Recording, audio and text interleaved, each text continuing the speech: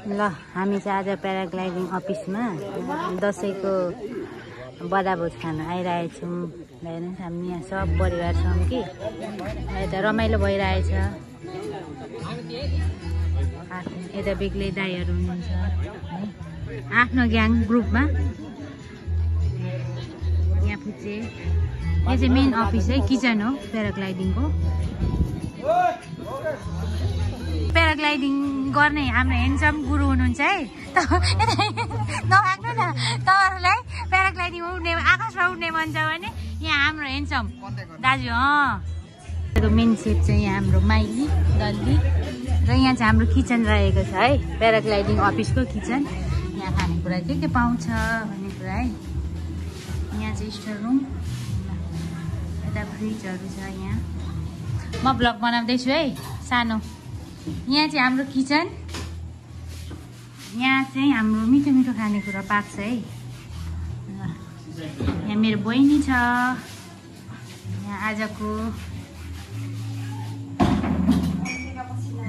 किन होइन हौ, मैले सानो ब्लग बनाएको क्या, केही हुन्न। यता हेर न, यता हेर न, ठिक छ। यहाँ हाम्रो बहिनीहरूले चाहिँ मिठो मिठो खानेकुरा बनाउनुहुन्छ है। ल मेरो बुवा र मम्मी हुनुहुन्छ आफ्नै तालमा होइन। ल है, ल यहाँ ब्लग बन्ने जारी छ है।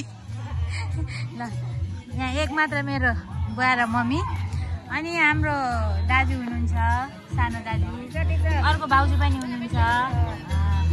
यहाँ मेरो छोरी छ लेडी बोजू। यहाँ आफ्नै तालमा रमाइलो गर्ने, आफ्नै तालमा दुनियाँमा छ सबै बेग्लै बेग्लै मान्छेहरू। के ल्याइदिनु तपाईँलाई? पुलाउ खानु नि?